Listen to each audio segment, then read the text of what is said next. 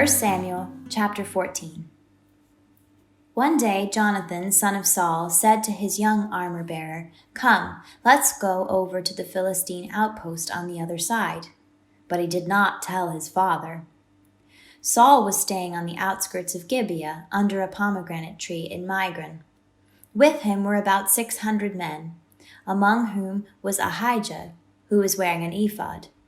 He was a son of Ichabod's brother, Ahitub, son of Phinehas, the son of Eli, the Lord's priest in Shiloh. No one was aware that Jonathan had left. On each side of the pass that Jonathan intended to cross to reach the Philistine outpost was a cliff. One was called Bozez and the other Seneh. One cliff stood to the north towards Michmash, the other to the south towards Geba. Jonathan said to his young armor-bearer, "Come, let's go over to the outpost of those uncircumcised men. Perhaps the Lord will act on our behalf. Nothing can hinder the Lord from saving, whether by many or by few." "Do all that you have in mind," his armor-bearer said. "Go ahead. I am with you, heart and soul." Jonathan said, "Come on then, we will cross over towards them and let them see us. If they say to us, 'Wait there until we come to you,' we will stay where we are and not go up to them. But if they say to us, 'Come up to us,' we will climb up, because that will be our sign that the Lord has given them into our hands." So both of them showed themselves to the Philistine outpost. "Look," said the Philistines, "the Hebrews are crawling out of the holes they were hiding in." The men of the outpost shouted to Jonathan and his armor-bearer, "Come up to us, and we'll teach you a lesson."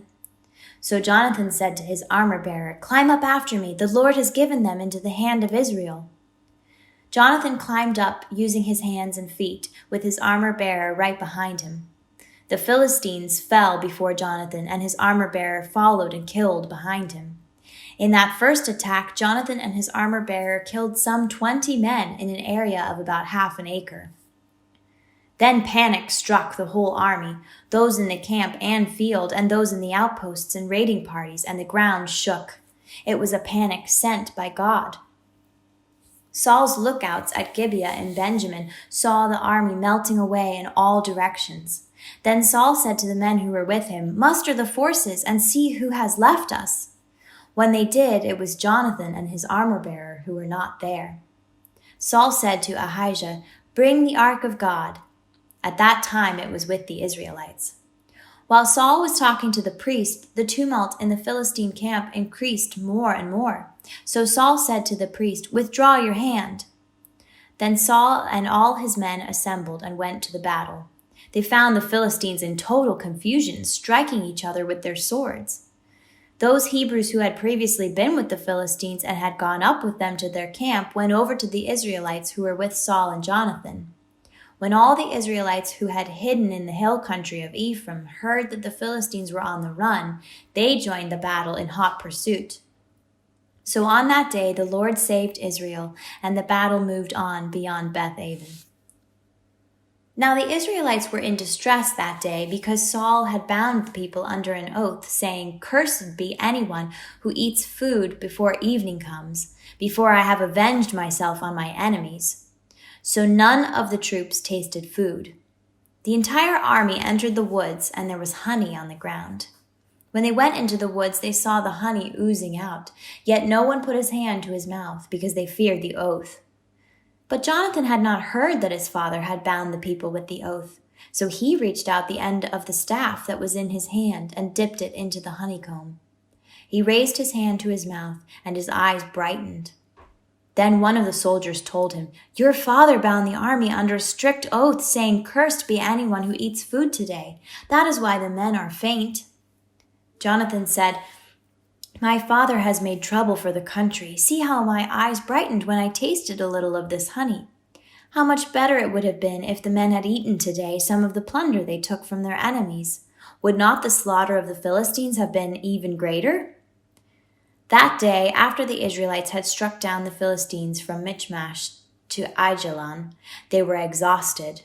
They pounced on the plunder, and taking sheep, cattle, and calves, they butchered them on the ground and ate them together with the blood. Then someone said to Saul, "Look, the men are sinning against the Lord by eating meat that has blood in it." "You have broken faith," he said. "Roll a large stone over here at once." Then he said, "Go out among the men and tell them, each of you bring me your cattle and sheep and slaughter them here and eat them. Do not sin against the Lord by eating meat with blood still in it." So everyone brought his ox that night and slaughtered it there. Then Saul built an altar to the Lord. It was the first time he had done this. Saul said, "Let us go down and pursue the Philistines by night and plunder them till dawn, and let us not leave one of them alive." "Do whatever seems best to you," they replied. But the priest said, "Let us inquire of God here." So Saul asked God, "Shall I go down and pursue the Philistines? Will you give them into Israel's hand?" But God did not answer him that day. Saul therefore said, "Come here, all you who are leaders of the army, and let us find out what sin has been committed today. As surely as the Lord who rescues Israel lives, even if the guilt lies with my son Jonathan, he must die." But not one of them said a word. Saul then said to all the Israelites, "You stand over there. I and Jonathan my son will stand over here." "Do what seems best to you," they replied. Then Saul prayed to the Lord, the God of Israel, "Why have you not answered your servant today? If the fault is in me or my son Jonathan, respond with Urim. But if the men of Israel are at fault, respond with Thummim." Jonathan and Saul were taken by lot, and the men were cleared. Saul said, "Cast the lot between me and Jonathan my son." And Jonathan was taken. Then Saul said to Jonathan, "Tell me what you have done." So Jonathan told him, "I tasted a little honey with the end of my staff, and now I must die." Saul said, "May God deal with me, be it ever so severely, if you do not die, Jonathan." But the men said to Saul, "Should Jonathan die, he who has brought about this great deliverance in Israel? Never! As surely as the Lord lives, not a hair of his head shall fall to the ground, for he did this today with God's help." So the men rescued Jonathan, and he was not put to death. Then Saul stopped pursuing the Philistines, and they withdrew to their own land. After Saul had assumed rule over Israel, he fought against their enemies on every side: Moab, the Ammonites, Edom, the kings of Zobah, and the Philistines.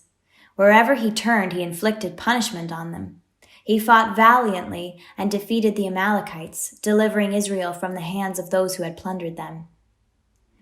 Saul's sons were Jonathan, Ishvi, and Malchishua. The name of his elder daughter was Merab, and that of the younger was Michal. His wife's name was Ahinoam, daughter of Ahimaaz. The name of the commander of Saul's army was Abner, son of Ner, and Ner was Saul's uncle. Saul's father Kish and Abner's father Ner were sons of Abiel. All the days of Saul there was bitter war with the Philistines, and whenever Saul saw a mighty or brave man, he took him into his service.